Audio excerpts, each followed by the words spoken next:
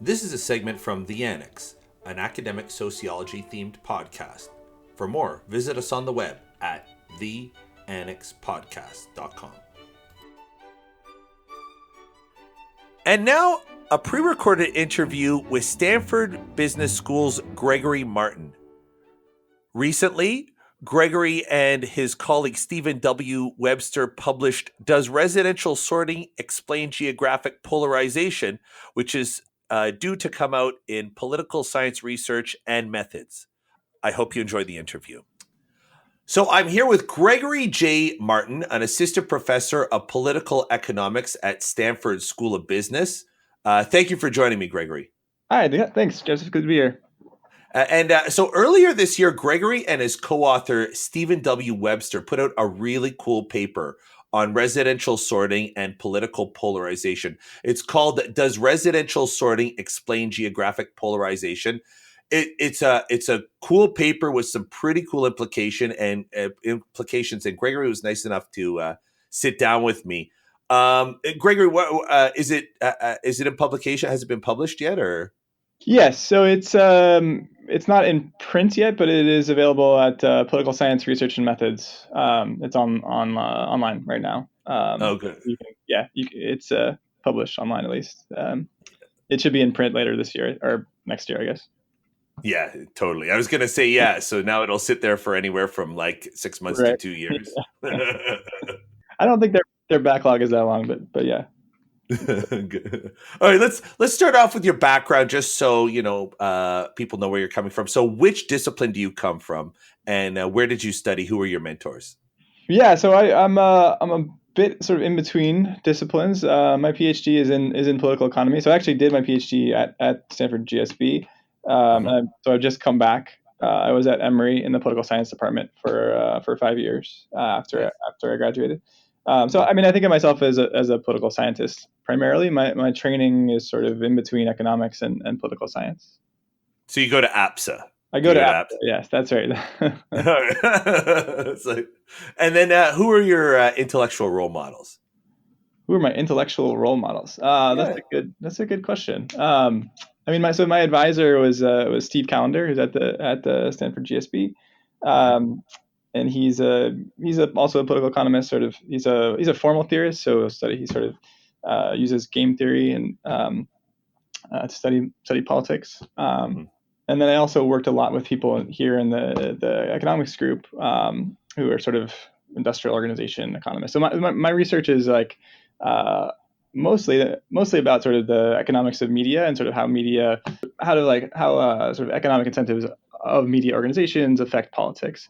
That's sort of my primary research interest. This paper is I guess it's sort of an offshoot. It's not like my main sort of research interest. Goes to show, though, sometimes you can write a sort of a little side paper that does just as well as anything else you'd be putting out. Yeah, I mean, this is something I started thinking about in grad school, actually. So I took a class with Jonathan Rodden, who's in the political science department here, on sort of geography and politics, and that's when I got started thinking about it, where this kind of question came up. So I guess for this particular paper, I think Jonathan's work on like the relationship between density and political preferences is sort of where this came from. That's sort of the heritage of this particular project.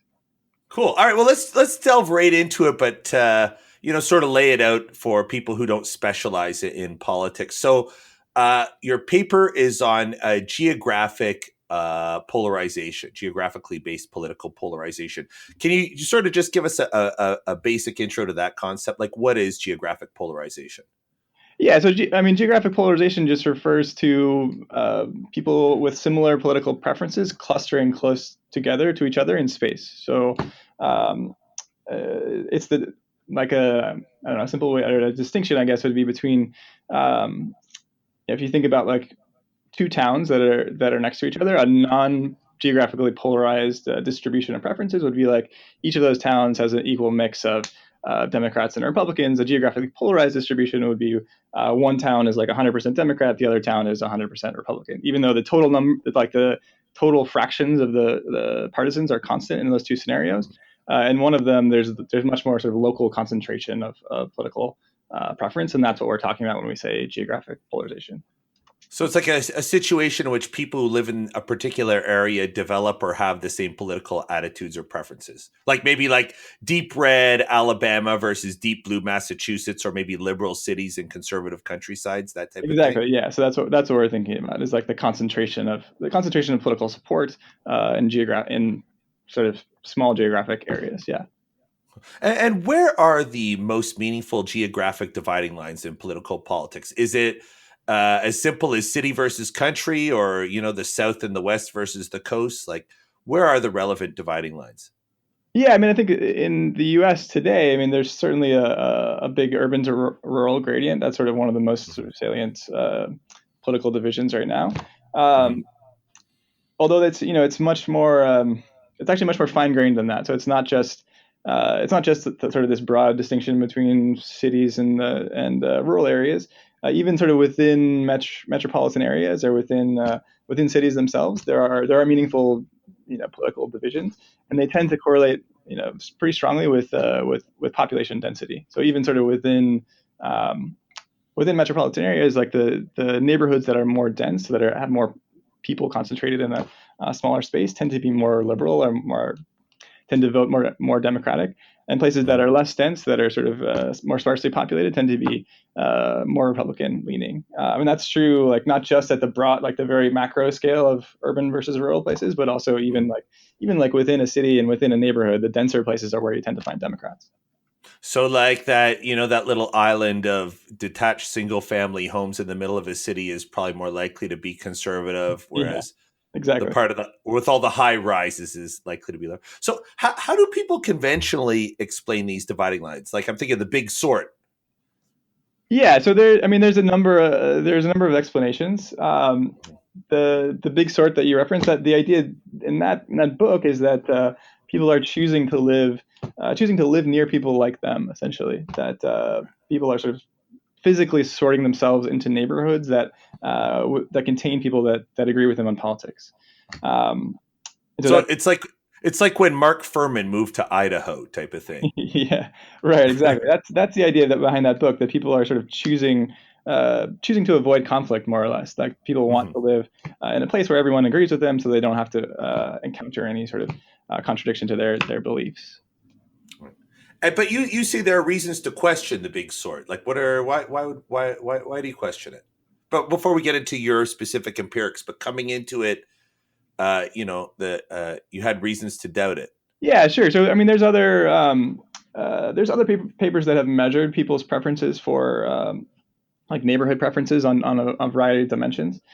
So there's Mhm. a good paper by Clayton Nall, who's also at Stanford, and John Momolo, who's a political scientist at Princeton, where they conducted they surveyed I think of like 3,000 or so individuals, and they asked them about their preferences for housing on a bunch of different dimensions. So like Mhm. housing characteristics, as well as like political stuff, like do your neighbors agree with you, and so on.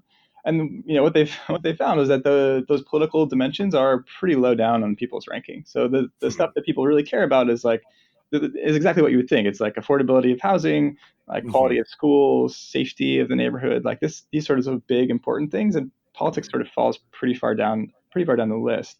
And so just based on that, it's sort of I think it's clear, and that there are a lot of there's a lot of other constraints that people face when they're choosing where to live, and for most people, politics just isn't the primary driver of like where they're choosing to live. Yeah, it's like that's one of those studies where like you get the results and you feel like it was obvious, but like you were so convinced that that wasn't the case before you see the evidence. Yeah, I mean, It's yeah, and yeah. I think this is something that's difficult for people that like me that professionally study politics professionally. Mm. Um, it, it is you like introspection is not always a good source of insight about the world. Uh, Yeah. and it's easy to forget that most people pay very little attention to politics, and it's not sort of their primary source of identity. And so, you know, Yeah. generalizing from my own experience is sort of how much I think about politics is generally not a good is not a good way to decide about what's actually going on in the world. Yeah, it's like what? Everybody's not interested in my research interests? Right. Uh, so all right. So Tell us about your study. What were you looking for? What did you find? Give us your data, your methods, what you did. Yeah, sure. So what we were trying to do was to actually measure the degree of partisan bias in housing choice. So we were Mm-hmm. looking to understand sort of how much you know how strong is that direct partisan influence on where people choose to live. The Mm-hmm. idea being we'd want to know, that quantity is important for understanding whether or not the sort of big sort hypothesis is plausible or not. Uh, Mm-hmm. and so our basic data it comes from voter files. So we have two Mm-hmm. samples. One of them is the entire registered voter population of Florida, in Mm-hmm. the state of Florida in 2008 and 2010. We use Florida because they make their voter files easily available, and Mm-hmm. it's also fairly easy because they assign everyone like a voter ID. It was easy to track Nice. people over time, moving from place to place. And so we use basically two snapshots of the Florida voter file in 2008 and 2010 to identify a set of people who changed residences in that Oh, period nice. between. Nice. And what'd you find? Yeah, so what we find is that there is a partisan bias in moving. So Mm-hmm. Democrats choose to live in denser neighborhoods, in neighborhoods that are more walkable. So we use the walk score metric, which is like this uh, a measure that Redfin, the real estate company, provides. It's supposed to measure sort of how many businesses and schools and parks and so on are within walking distance of an address. So we find that Right. Democrats, sort of consistent with the popular understanding of how preferences for walkability correlate with partisan preference. We do find that Democrats choose even if we compare people that are moving to the same place, like people that are moving to the same metro or even the same zip code, we Mm-hmm. find that Democrats choose neighborhoods within that zip code or within that metro area that are more dense, that are more walkable, and that have more Democrats in them already. Hmm. So there is partisan sorting is a real thing. It does appear that people have preferences. At least preferences for housing are correlated with political preferences. Right. However, that the actual magnitude of the effect is super small. So it's very Right. precisely estimated because we have a sample of a little over 1 million people that moved in Mm-hmm. Florida, and we also have a separate sample of 50,000 people that moved across state borders. So we got that from Catalyst, which is like a Democratic consulting firm that maintains national voter databases. And Nice. they gave us a sample of 50,000 people that moved across state lines. So we have like a sort of separate replication sample as well. And Nice. in both of those samples, the evidence is consistent in both. We find um, that those effects are there, and we can measure them very precisely because we've got a lot of data, but they're really small. So the partisan effect is something like, or the magnitude is like a 4% of a standard deviation in the uh, Right. standard deviation of like within state move. So it's very small relative to the overall variation in the data. It just doesn't explain very much of people's moving patterns. So it's in effect what you're finding is yes, there is some type of sorting effect where people gravitate towards communities that reflect their prior preferences, but it's not a strongly determinative factor. Like, yeah, it's there. There's a weak signal, but it doesn't seem to be a core factor. Right, that's exactly what we find. Yeah, so it's just relative to everything else that determines people's housing choices, it's just a pretty minor factor. And so what we did to sort of like actually quantify out what this how much it matters, what we did is Mm-hmm. we ran a simulation. So we took all of our Florida voters. We said, Mm-hmm. let's imagine that the only thing that can change that can change is people's physical location. So let's like imagine we're in a world where nobody ever changes their mind. Like if you're a Mm-hmm. Republican once, you're a Republican forever. And Right. so the only thing that can change geographic polarization is people physically moving from one neighborhood to another. And let's see what would happen given what we estimated for the magnitude of those partisan biases. And what we Mm-hmm. find is that when we run the simulation, we find that the residential sorting by itself sort of actually reduces geographic polarization because the partisan bias it's just way too small, and the U.S. is already pretty politically polarized. Right. So in order to maintain the very high level of geographic polarization that we have today, you would need a much stronger. So we estimate something like a 5 times stronger partisan bias just to like Mm-hmm. stabilize, just to maintain what we have now. And given our Hmm. actual estimates, we find that residential mobility alone sort of homogenizes the distribution of partisans and reduces geographic polarization. And so you theorize that places playing a role in shaping politics, that the causal arrow might be running in the opposite direction.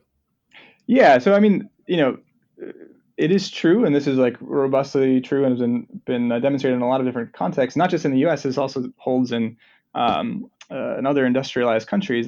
This correlation between density and preferences. Hmm. And so there must be, given that it doesn't seem like that's being generated by people, people who are relatively liberal moving to denser places. Uh, Hmm. there's got to be something else going on. So yeah, that's our given that we observe this robust correlation that holds like at very low scales and very large scales and across countries. It doesn't we can't explain it on the basis of people's moving behavior, and so there must Hmm. be something else going on. And we speculate that it's the reverse causal arrow that living in a denser place actually leads people to change their beliefs. All right, so we're shifting gears now from empirics to theory, right? Sure. What do you think is going on here? Like, why would place shape politics? Yeah, so I mean, there's a couple of things. There's a couple of like theories that I've thought about and I think are plausible. So I mean, one that is not. This is not. I'm not the first person to develop this one. I'm trying to think of the reference, but I'm blanking on it. That's fine. But one idea is just that living in a city sort of changes your perception of what are necessary or valuable government interventions, right? Hmm. So you Hmm. can imagine that like someone who lives, um, so living in like an apartment building might change your perception of sort of how much the government should intervene to sort of reduce Hmm. to reduce externalities like dealing Like, with your neighbor's loud music or right. something like this. Whereas in a Or, or sorry, go on. or maybe like, for example, if you live in a dense area, then cars are less practical and you see the value of mass transit Sure, investments. exactly. So right, so there's lots of things like this where your like physical context might change what you think. Um, Right. But the change there is the physical context alters your policy preferences, which exactly. in turn might, okay, so that's plausible. What? Yeah, so that's one possibility. There's another that doesn't sort of rely on the physical context at all, but is just about social context, where you may adapt to sort of match your immediate neighbor. So this is like about Mhm. um, uh, just sort of adapting to match the beliefs of your neighbors, so it's not to like um, what's the word that I'm looking for? Like introduce politically based friction in your social relationships type of thing. Yes, exactly. So well, there's like a specific word that I'm totally blanking on. Oh, is it like a technical term, like social capital, I think enhancing something? this is a sociology term. Um, Yeah. Well, whatever, we get it, and chances are, even if you were to pinpoint the concept, we would just be translating it into our own concepts, anyways. So, yeah, so that's another is just sort of like it's this sort of purely social influence that just mhm. you want sort of adapt to whatever the majority belief in your among your sort of social circle is. Once you Right. that's one possibility. And another uh, has to do with income inequality. So I think Hmm. living in a city, cities tend to have much more visible income inequality, but they tend to have both like more absolute income inequality, and income inequality is also much more visible in the sense Right. that you see both. If you live in New York, you see homeless people on the streets, and you also see hedge fund managers. So Right. it just the degree of income inequality that exists is much more visible in a city, and there's also much more actual distribution or actual variation in incomes in cities than there are in rural areas, and so that sort of changing of the salience of income inequality might Hmm. also alter your beliefs over how much redistribution you think there should be. Oh, that's interesting. So it's like the majority of people in the city will come into contact with richer people and understand that they themselves are not Right, and rich. understand sort of how much richer the rich are than than they Right. are. Um, Whereas if like the rich guy is the guy who owns the gas station at the intersection of town, yeah, you might think you're pretty high class yourself teaching at the local school or something. Right. So I think that theory is more consistent with the fact that the degree of correlation of preferences, I should say, political preferences with density has increased a lot in the past century. So if you go back to like the 1910s or 1920s, there's basically zero correlation between density and political preference, and it only really starts to emerge in the 50s, and it's gotten much like the slope has gotten much steeper since the 1970s. And so I think that story about like the underlying driver being income inequality is more consistent with that story about the visibility of income inequality than the others, which are more static, I guess, and don't sort of don't explain why this gap is widened over time. That's interesting. So it's like, I guess, is there a line of discourse that maybe talks about like identity and, maybe voting Republican means voting for country in the minds of people, or voting Democrat means voting for the city, and to cross lines is to betray your community. Do you think there's that type of sense? Yeah. So I think it's certainly possible that over time, as the political alignments, like the what the parties sort of stand for in terms of policy, that's obvious. That's changed a lot since the 1970s, since the realignment of Southern Democrats to switching over to becoming Republicans. That sort of changed the main political cleavages in the country and sort of where those dividing lines fall. To be along this much more urban to rural axis, and it's possible that because we've now been in that sort of partisan alignment for a while, those groups, like the coalitions that form each of the parties, have become sort of stronger identities than they used to, and so that the identity of being a city person sort of associates with being a Democrat much more strongly than it would have in the 1920s or something. So here's a question for you: like, if place strongly shapes people's political preferences or their political identities, like, does it make sense, for example, for Democrats to try to win over voters in rural areas, or does it make sense for conservatives to try to win in urban areas if the tie is so strong?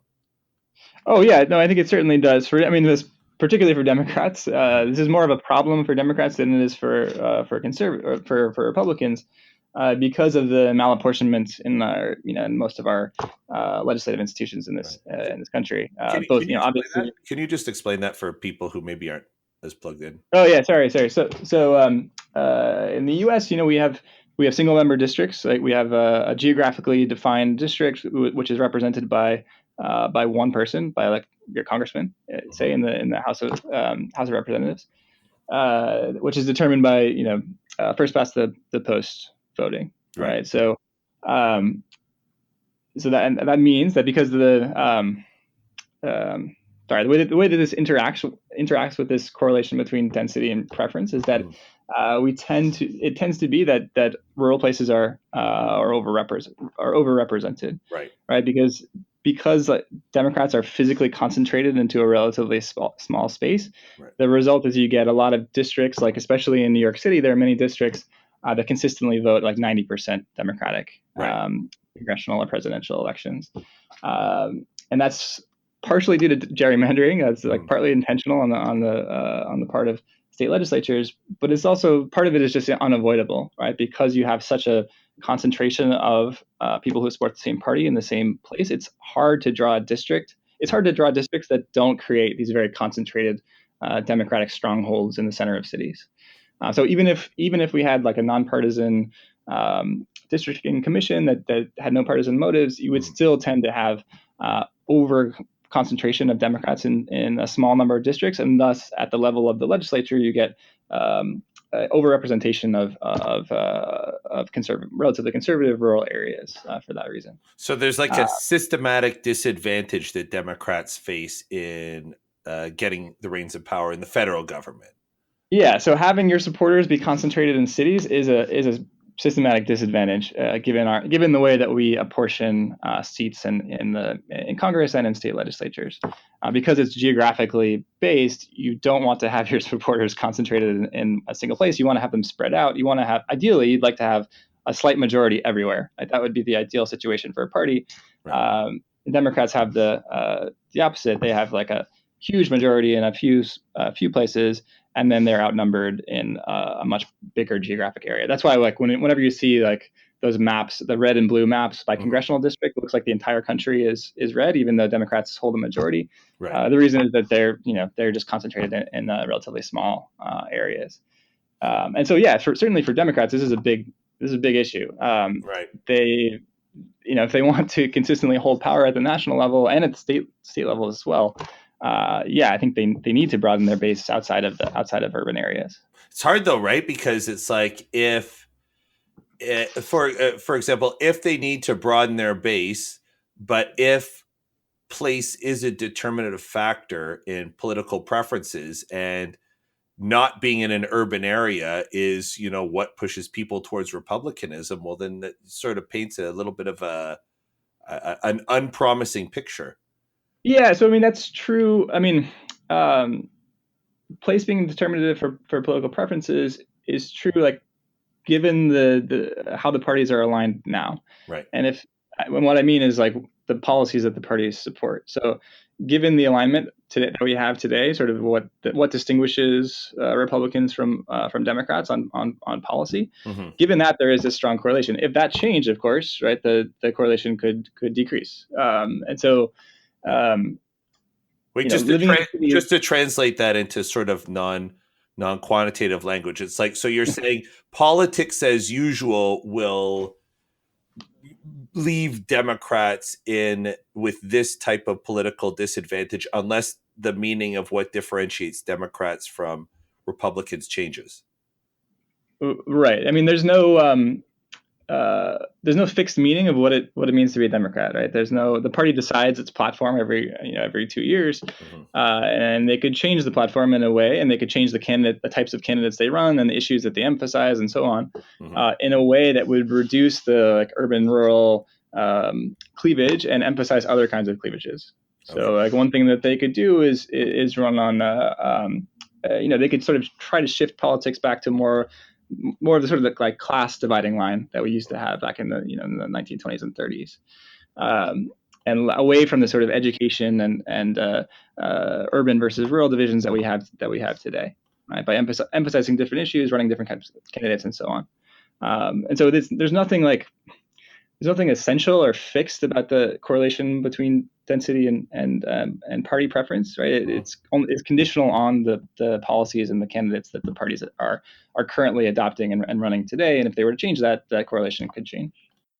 So, like, do you test whether or not people actually change their preferences in response to changing places?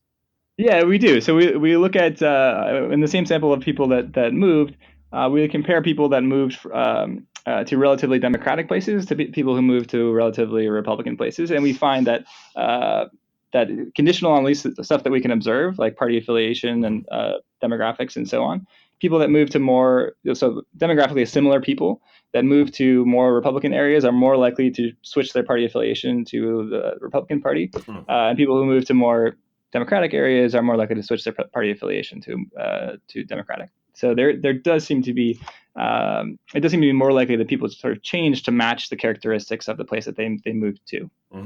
Is the effect substantial?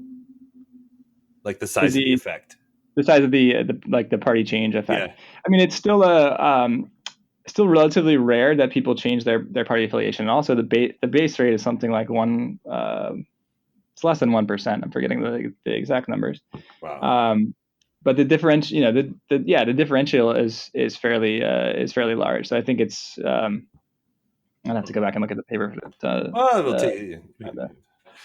There's also I always wonder, maybe I've observed this in sort of my local politics, that some people use party affiliation as means to an end. So, like, if let's say you're a local business person who wants to cozy up with local legislators, it makes sense to be a Democrat in New York City because that will get you closer to power, and to be a Republican out, Sure. Yeah. So is it just ideologically driven or policy driven rather than pragmatic, instrumental? Right. So that's true. So there are some places where one party is so dominant that if you want to have any influence in politics at all, you sort of need to adopt that party affiliation. So New York City is a good example. Like everything is decided in the Democratic primary, Mm-hmm. and so if you want to have any influence in that, you need to register as a Democrat in order to be able to vote in the primary. Right. We're looking mostly at the state of Florida. That's our main our main sample, which it doesn't really have any areas like this that are so have such a one party dominance. And so I think that's not the main driver of that result. Is not sort of people pragmatically deciding to register as the other party in order to be able to vote in the primary. Um, just because there isn't anywhere in Florida that is as concentratedly Democratic as say New York City is. Amazing. Okay, that was Gregory J. Martin, an assistant professor of political economics at Stanford Business School. We've been talking about his forthcoming paper, Does Residential Sorting Explain Geographic Polarization? Where's it coming out in? Political Science Research and Methods. Political Science Research and Methods. Thank you very much for joining us, Gregory. All right, thanks a lot. For more, visit us on the web, theannexpodcast.com.